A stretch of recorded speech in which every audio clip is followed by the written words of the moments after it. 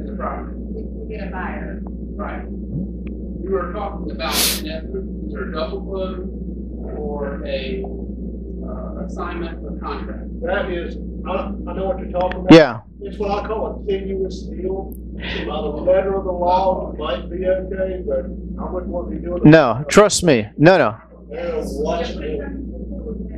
No, trust me. That's jail.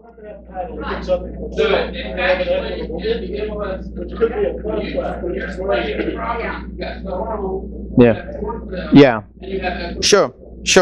Well, Actually, one of the default in the other district pulled up. yeah. Yeah. It is better not have an inside negotiation. A lot of those guys do. Yeah. Well, yeah. Well, yeah. Here's the situation. If any one of the servicer, I can guarantee you, if any one of the servicers know that, they will pull that deal. I can guarantee you, because what we're doing is what we do in very similar to REO properties. When you wholesale in a property, you buy the property and you don't own the property, but you're trying to sell it. Right? That's what you're doing. It's the same thing with a short sale. What they're trying to do, they're trying to sell the short sale even before they own it. Now, that's a totally waste of people's time, because I'll tell you what, if you're a serious investor and you think you did not know that they don't have title, or you think you can buy this property and then only find out that the deal even go through. It didn't even go through, so you wasted everybody's time. So, Right, what I'm representing is being done.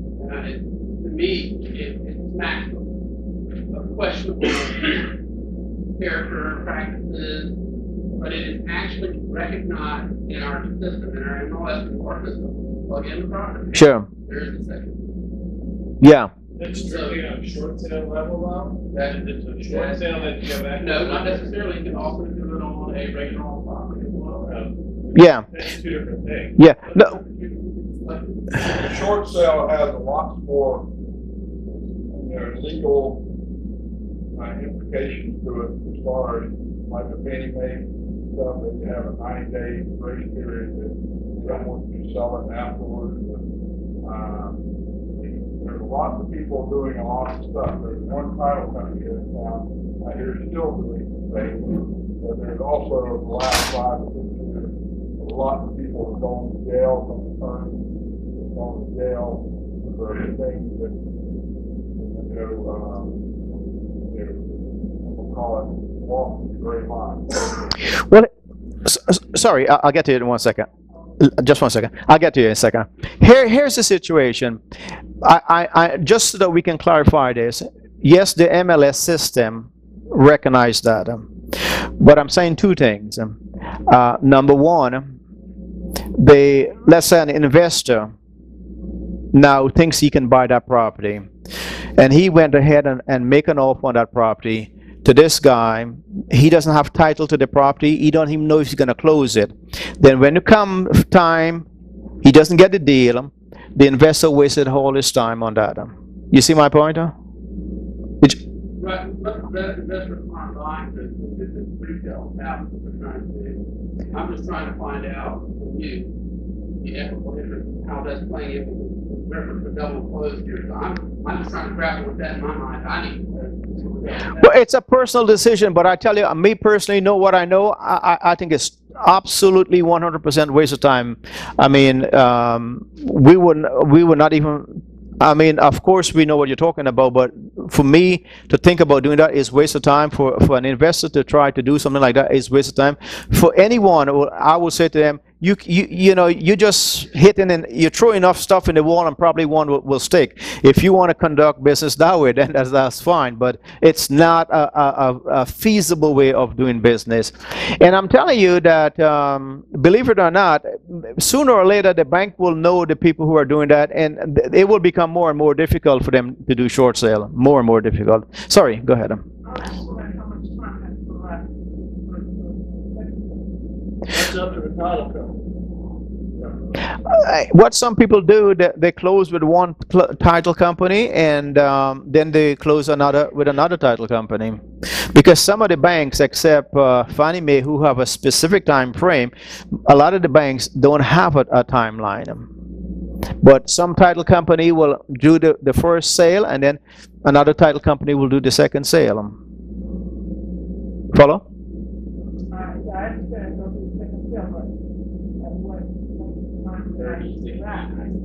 You're talking about season. No, that's what I'm saying. Except Fannie Mae have a specific time frame when you can sell it back. But most, well, let me say this: the big major banks, they don't have a time frame. So you could buy today, and you can sell tomorrow and close tomorrow. All I'm saying, some people who does that, they will buy today with this title company, and to keep it simple, when they sell tomorrow, they will go to this title company to do the closing. You follow? Yeah.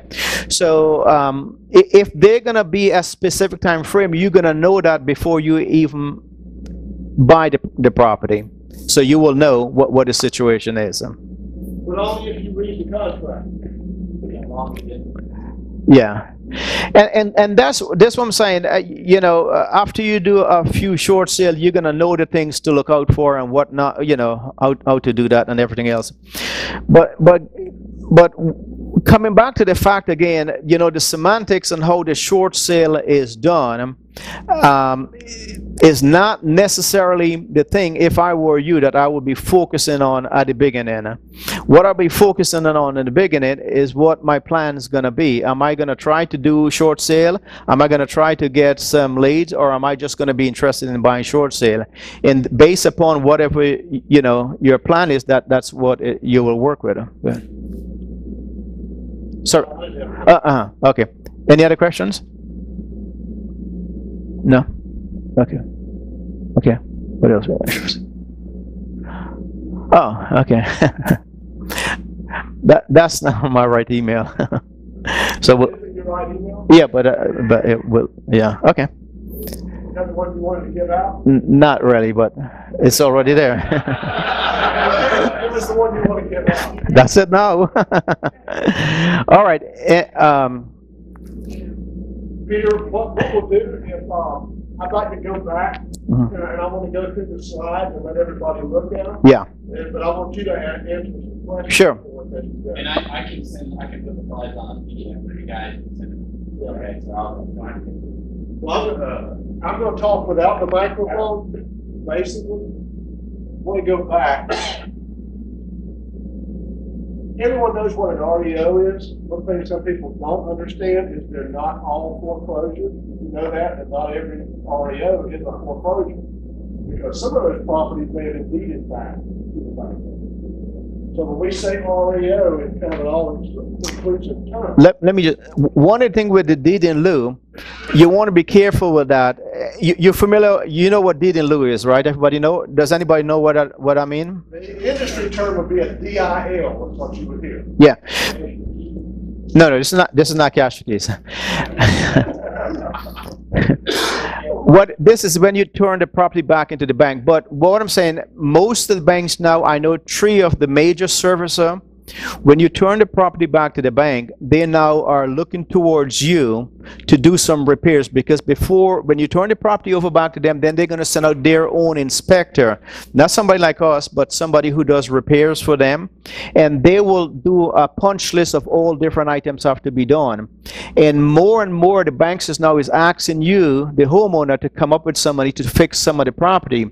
Now this is really a difficult situation, because imagine you're going to be losing the house, you don't have enough money to pay your mortgage, but then the bank is now asking you to do some repairs on it. So you got to be very, very careful with that, with the deed in lieu part, because it doesn't make business sense. You got a question? Are people doing that so they keep working off the record, or what? Yeah. Is it their choice or the bank's choice? Both. But instead of doing a deed in lieu, you know, the short sale is much better, because here's the situation. When you do a deed in lieu, basically what happened is that you return the property to the mortgage company. You may already move out from that property, and then if they come back to you and say, okay, we need X amount of money to fix the property up, then you're in problems.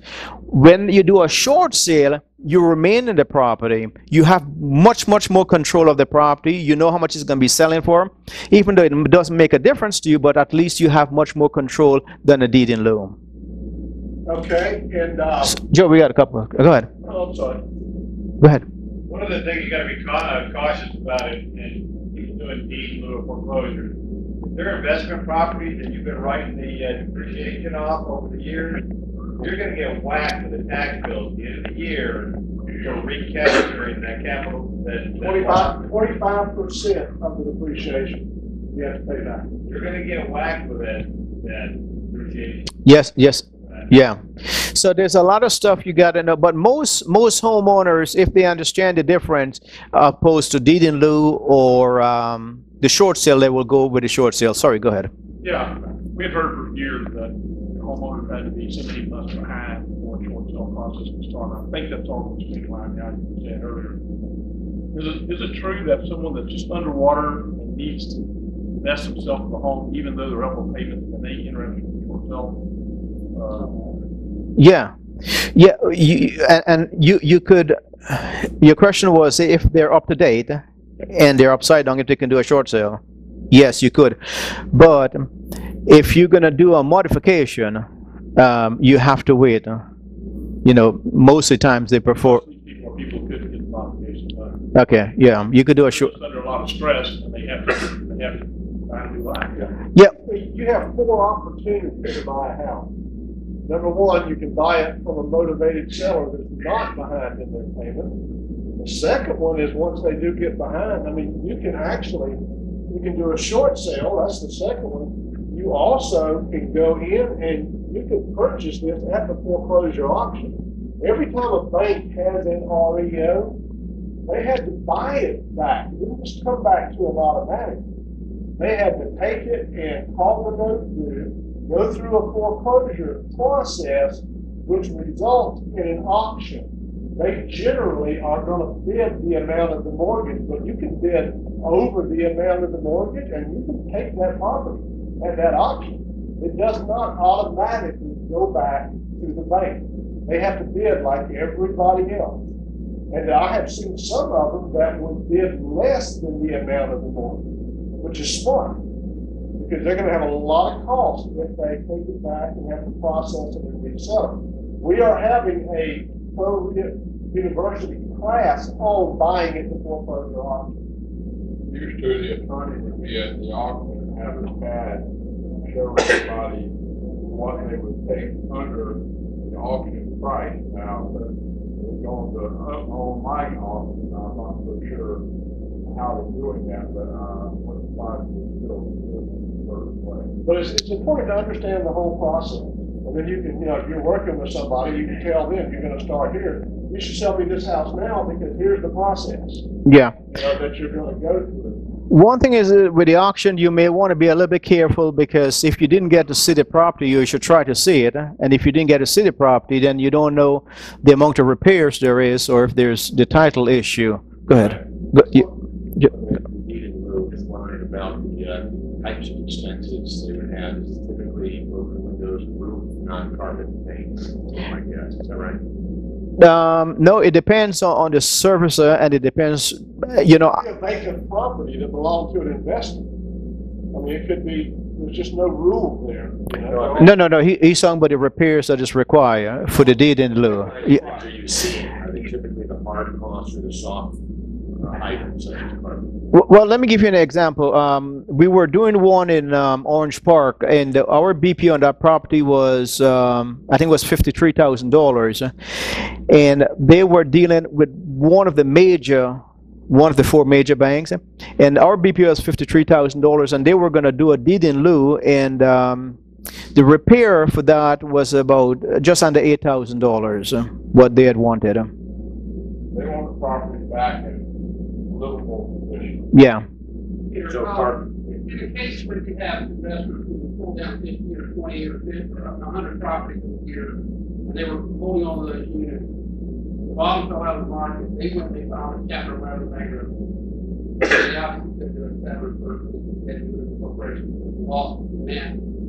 All the properties, not all of them, but a majority of them, were all just in a short sale area. You navigated it there? We did some of those, and I don't know much about the bankruptcy, but what I do know is that we did ask trustee to release specific properties. Yeah, and get the trustee to release that, and it went through pretty much easy. And some people, you know, at that stage, you just want to give it up. I also know if you have over $1 million worth of property, in your personal name, you can file a organizational bankruptcy, and they will have all their property appraised. It might make the bank lower their loan to the appraisal. You're referring to cram down? You're referring to cram down? Call it cram down, or whatever you want to call it. Now, in the smaller volume of property, most of the time, with my experience, in most of the case, when somebody filed bankruptcy, I would say the majority of the time that property ended up going back to foreclosure. In the small volume, I'm not talking about the big volume because we don't deal in the big volume, but I'm talking about a guy who have like one property. In most 9 out of 10 times, it's going to end up going foreclosure. It's just a matter of time on that. Now, one of the things is that with the short sale, you have to be careful with the title issues. Whereby with an REO, that you buy the REO, in most cases, the title issue, if it's one of the major servicer, you know, the title issue there will be rectified by them. There are certain times what will happen is that you buy a property and then you think you're going to close it, and then there's a title issue. And if it's one of the regular servicer, you know, for us, what we do, we just wait. You know, and most buyers wait.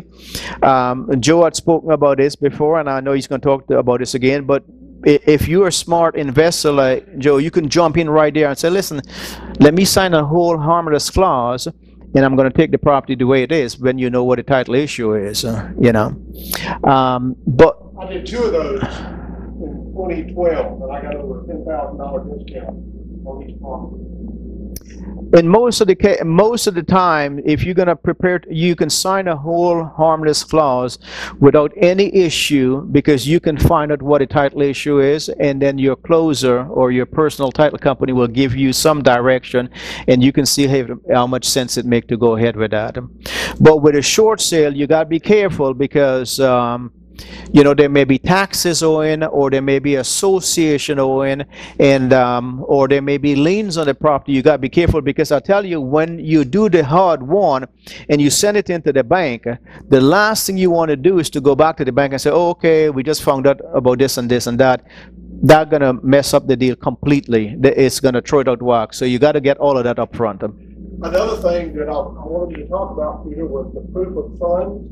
When you're making offers on REOs, you've got to be able to submit proof of funds, or the broker's not even going to submit that offer to the bank.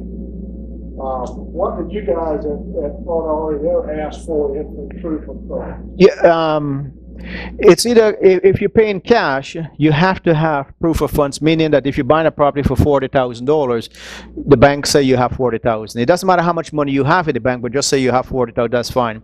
If you get in financing, you have to have fully approved. And most of the banks right now, they don't want you to be getting a letter of approval from a mortgage broker like we used to get 5 years ago. They want it directly from a bank. And we run into a lot of issues whereby, you know, people have their money in different countries. It doesn't really matter. The bank would not even look at your offer. So if we don't have proof of funds, or we don't have fully approved from a mortgage company, you can pay 3 times for the house. Your offer is not going to go anywhere. We wouldn't even bother to send it in. So you have to have one of those two. And we're going to cover how you can get that on the Saturday seminar on wholesaling that's coming up on the 2nd. We're going to talk about proof of funds. Just be aware, you start out going out and making your own offers on REO, you're going to have your proof of funds ready. And it's the same thing on a short sale. much more stringent on a short sale.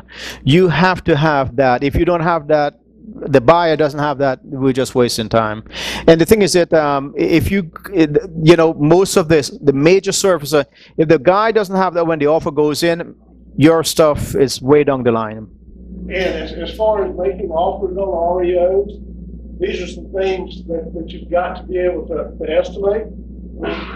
You need to know what the market value is going to be after the property is finished. What we generally call market value, we call it our sales price. You need to be able to estimate what it's going to cost to repair it.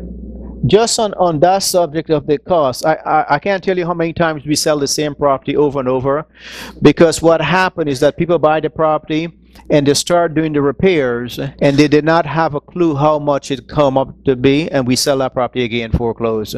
So it is critically important that you know that part up front. And estimate your soft costs. You know, you have insurance costs, closing costs, temporary financing costs, the amount of profit that you're willing to accept, and then you need to look and see, are there any title issues?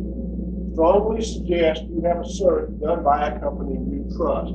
I will not buy a property unless all Florida title searches the title. Now, I buy so many properties, if I'm forced to close somewhere else, they'll search it for me, they don't charge me. But I will not buy it because I know they're the best in the business at finding problems.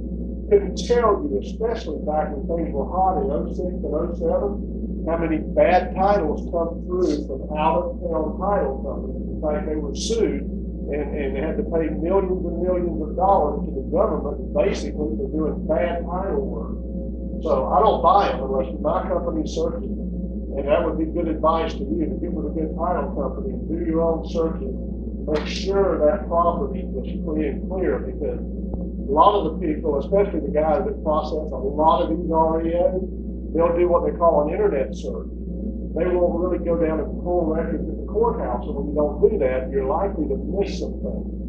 And code enforcement issues are one of the biggest ones that they'll miss, because you have this code enforcement, you know, they're in every city, and they're all different in how they may record things and how they collect and what they'll take. They all have different rules. So it's good to get a search done by a company that's in the town that the property is in. And just on that note, even today, even though the things have slowed down drastically, we still have a lot of problem with title issue. Because a lot of the banks use people that is not in Jacksonville. Most of the banks will use, they used to use the attorneys down in South Florida. Now most of them are out of state. And so just on what Joe is saying, they miss a lot of, you know, like we had a property foreclosed on Wisteria. We were supposed to be closing it tomorrow. We find out today there's a title issue. It ain't going to close. And that's just because the foreclosure attorney missed something. So it happened all the time, and there ain't gonna be no remedy because the banks have their own companies that all the major banks, most of the people that the attorneys who does the closing is they're either South Florida or out of state. And yes, you'll get title insurance, but that's like saying I don't mind having a wreck in my car because I got insurance. Still going to be a pain. You're not going to have your car on this property. You're not going to be able to sell it until the title issue is resolved. So you don't want bad title. Even if you have title insurance, you want to avoid that because all of the pains that go with it. I want to run just through the process real quick. Peter mentioned most of it, but just so you'll get it in an orderly progression. The first thing you're going to do in a short sale is you've got to find a cooperative seller. The seller's got to be cooperative, or the short sale won't ever happen. Then you got to qualify, and you got to kind of educate that seller. Either you can deal with the seller yourself, or you can find an expert to deal with the seller. And we're going to begin to do some short sales. I just bought one Friday. Didn't even know I bought it. I went to the lawn. But when you go close that, she said, we'll close it Friday. I didn't have to be there because all I was doing was buying it and signing the contract with someone else. But I'm going to find an expert. And Peter, you know any good experts to deal with the seller? On short sale? No, I'm just kidding. What do you think? Your first obligation is to see if there's any practical way for the borrower to cure the situation and to remain in their home. And I'm not a hard program. I'm not that familiar with the hard program. I know it's a program where they can go back and refinance the mortgage, even if they're upside down. I don't know all the details of I it. can give you a little bit of it. Yeah, go ahead, Bob. The, Stand up when we hear you. Harp One came out probably about 2 or 3 years ago, and Harp One was designed for the people that are upside down in their mortgages, behind in their payments, and they're getting ready to lose their home. And the government came out and said, okay, let's help these people, let's get them refinanced, keep them in their home. And everybody went ahead and said, wait, I'm current on my mortgage, what are you gonna do for me?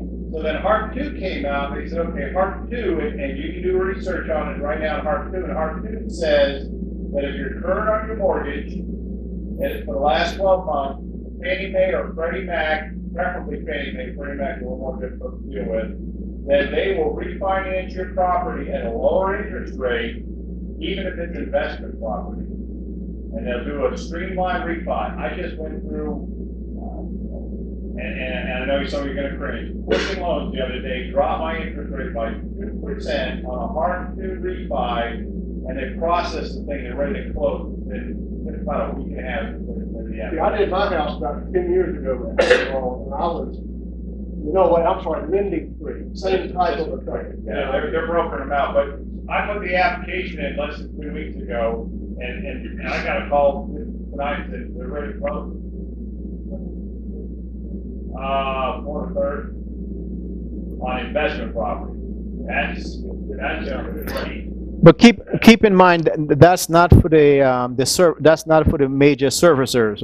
That's only for Freddie Mac and Fannie Mae. But I will tell you, Quicken is starting to deal with a lot of these smaller services like Cenlar and Signet and all that. That Quicken is actually dealing with those, because that's where we initially got the letter, because I went back to all my lenders. In fact, Chase was the quickest one that did a hard refi on investment property.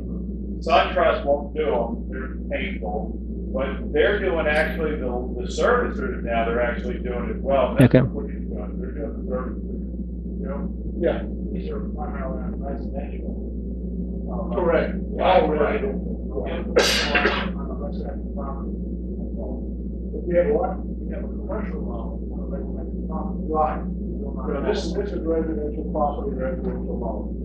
Okay, we talked about your first obligation, and then we went through this. Let's just run through it real quickly. You're going to get an authorization letter from the people that live in the house. You're going to contact the bank. Now, Peter does it differently here because he's in the BPO business. He's going to give them an interior BPO right up front, which is telling them this is what I think the house is worth. Then you're going to have to get a broker and put it on MLS. Well, when I deal with Peter, Peter is the broker.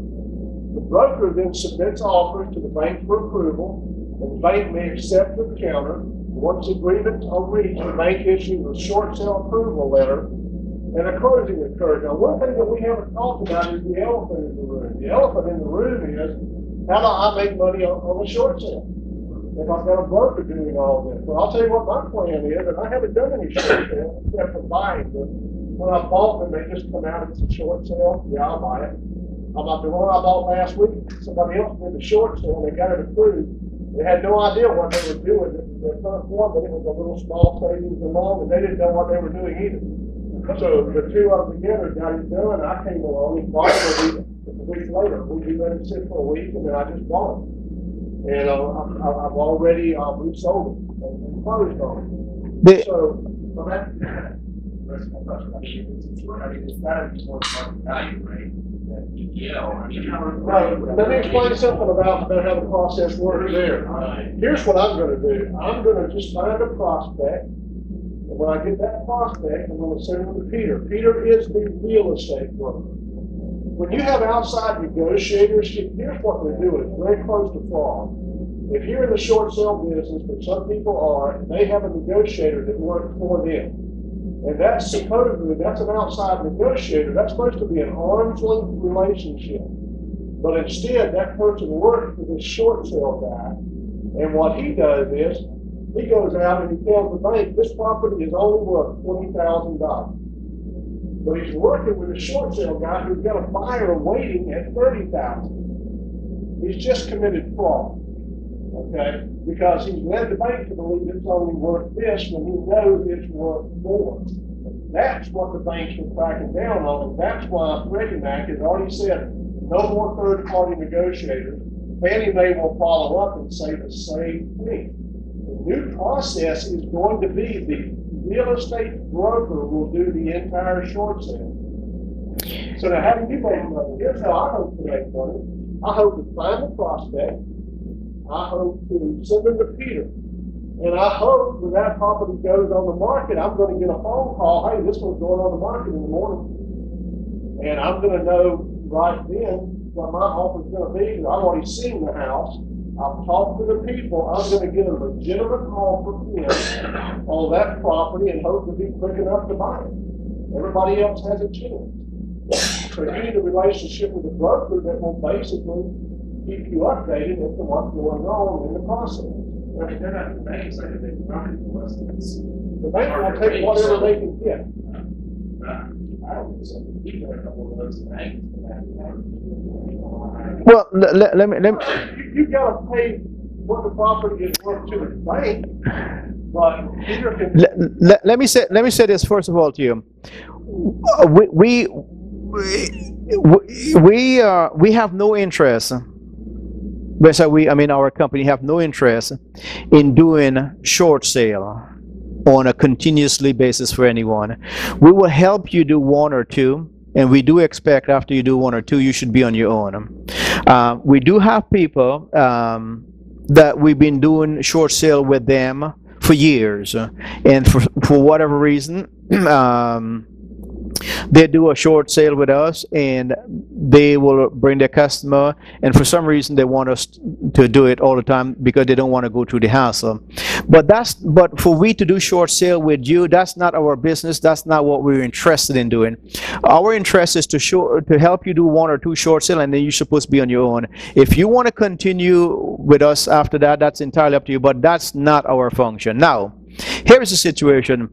On the BPO, every bank have a certain percentage of that BPO that they will take. Right? Yeah. So you got to know what percentage, which bank they will take, and what percentage that bank will take. And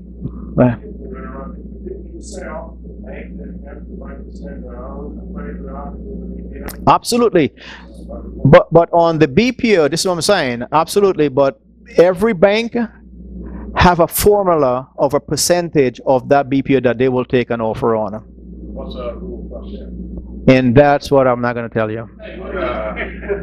When you start dealing with the banks, you will know what they are. He's on a video here. He doesn't necessarily need Bank of America and Wachovia. Watching him tell you, now he'll be here after the video's off, and yeah, he'll answer some more questions. Go ahead. Go ahead. I was told that Bank of America,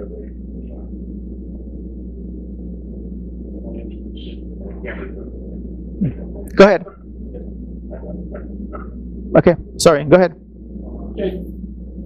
I don't understand exactly what your function is. Do you find the short sales? What do you do with them? My function here tonight? No, not your function tonight. What do you do your business? Do you find the short sales, or do people bring them to you? How do you make money? Okay.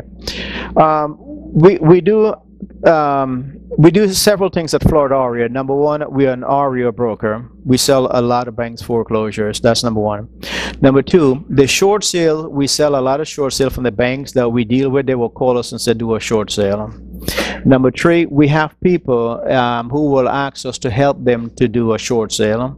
Number four, we have a couple selected people that we've been doing short sale for them for years. When we started off the same way with the intention of showing them how to do one or two, and then they were going to do it on their own. That's what they said.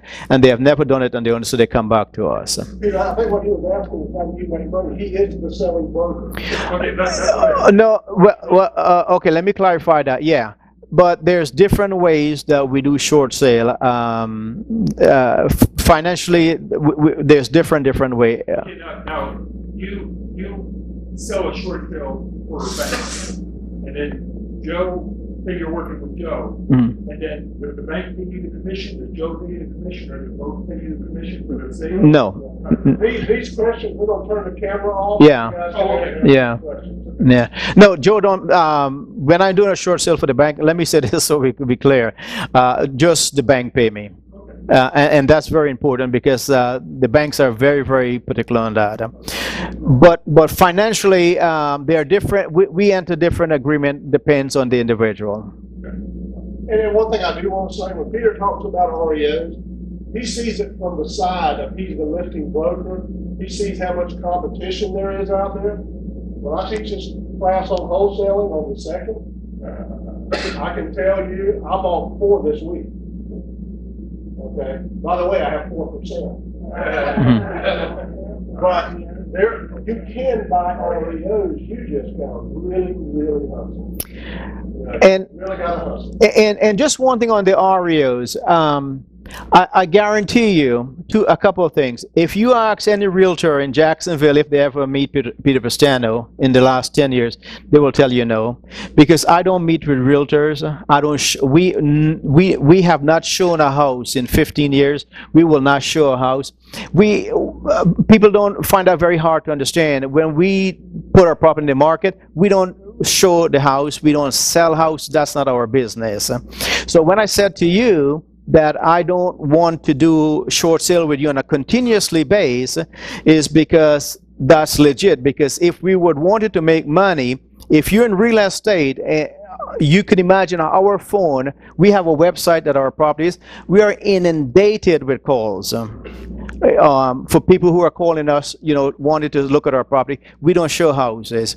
I can tell you one other thing. There's no investor in Jacksonville can tell you that they have ever met with me, because I don't meet with investors. I'm still trying to figure out how the heck Joe and me get hooked up, and I really don't know. I really don't know. But I don't meet with investors. And I called Peter for a year. We never met. And the reason why we don't do that, I'll tell you, let me just make this so we'll be clear. We understand the REO business. I've been doing this for a long time, and we just want to be fair to everybody. If we are friends with these investor group, I mean, those are the people who will perceive to get the best treatment. We don't do that. Even though I know Joe, I never do an offer. I wouldn't even know how to do an offer. When Joe wants to buy an offer, he sends it into the people who looks after it, and they look after it. And even though I know Joe, he will tell you that, he gets the same treatment basically like everyone else. I don't know how many offers he will put in with us before you can get one. So that's the reason why we don't sell homes, because most realtors will think that, we are selling homes. We don't sell homes. We don't compete with the realtors. The other quick thing, let me just tell you this quickly. A lot of realtors get extremely nervous when we have to do a BPO on their property, because they know of us and they think that, oh, you're going to end up getting the listing. It's the farthest from the truth. That's not our intention. So I say all of that to say this to you. We don't need to do short sale with you. We will help you to do the first couple, and then you'll be on your own. Basically, I'm sorry, Peter, once we do that process with you, then we can go educate our realtors to get them moving forward. Is that it? That's kind of what you're saying? Yeah. So you're telling us we can't deal with the bank, so you got to deal with realtors to do it. No, I'm saying, no, you can deal with the bank. I'm saying that Freddie Mac has already put that into law. Fannie Mae is going to do that pretty soon. And then, the rest of the bank's going to follow.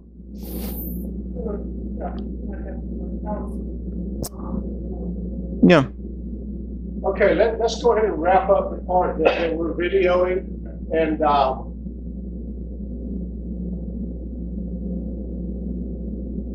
let Peter give you whatever email he wants to give you. Let's go ahead and wrap up the camera film, Adam, and we'll let you ask Peter some questions. But